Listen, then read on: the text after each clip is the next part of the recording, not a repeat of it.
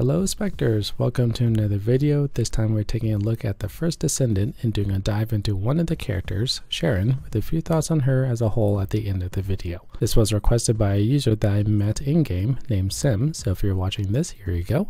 Also feel free to add me in-game because I've been playing this game quite a bit, and keep in mind it's still in beta, so things might change on final release. If you find this video helpful, make sure to leave a like, which will help get the video to more people. Now on to the character.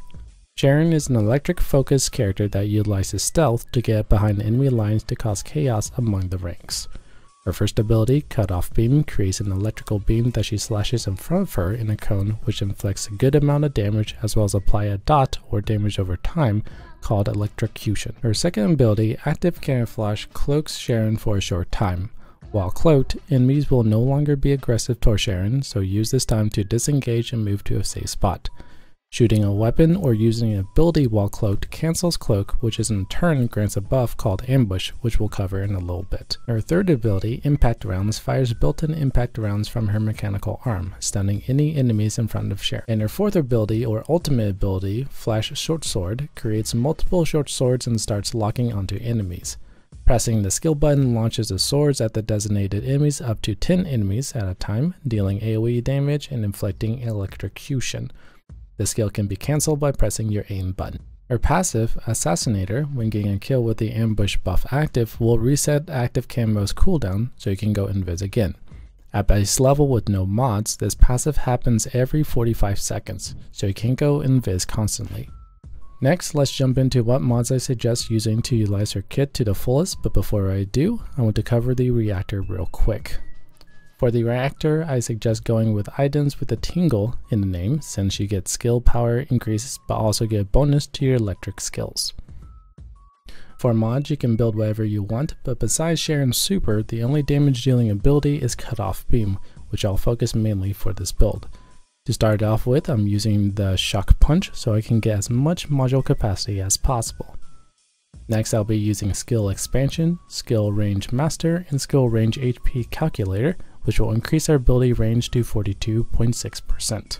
For skill cooldowns, I'm using Nimble Fingers. For the rest of the mods, I'm using Electric Master, Electric Specialist to buff our electrical damage output. Increase HP, Regeneration Boost, and Range HP Calculator to increase our HP since we're in the middle of the fight for the most part, so survivability is highly suggested here. For the skilled module card, the only one I had so far is the Battlesuit Melting Nuts, which changes the third ability to a dome where enemies get a defense buff instead of being stunned. I have mixed feelings about this one and would rather have the release Cutting Force that would synergize with this build a bit better, but I don't own it. As for weapons, go with what you want. I personally like the synergy that Thunder Cage gives me since it has a passive electricity ability tied to it, but again is up to you. Now on to the rotation. It's a pretty simple one, so go invis to position yourself to get ready for a strike. Then use Cut Off Beam. This will cancel your invis so you gain the Assassinator, which will give you a boost in damage to your Cut Off Beam. And if you get a kill, your second invis will be available to you so you can set up for the next attack. If you know there's a group of enemies coming soon, you can then use your super to get some ranged kills. An advanced rotation will be to go invis and pop impact rounds to stun enemies around you. Assassinator will still be active so you can then slice with ease. If this was your first invis, pop it again so you can then reassess the battlefield. This is the part of the video where I like to talk about Sharen as a character compared to others I've seen so far and played. So if you just came here for the build, thanks for watching and make sure to leave a like before you go.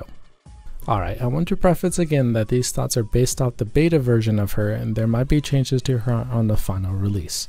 Compared to other characters I've played and seen, Sharen sadly isn't high on the tier list that I would suggest running high-end content with.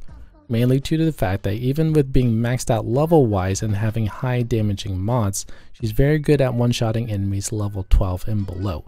She can still kill enemies with level 13 and higher, but yellow and orange barred enemies and bosses, she struggles very hard.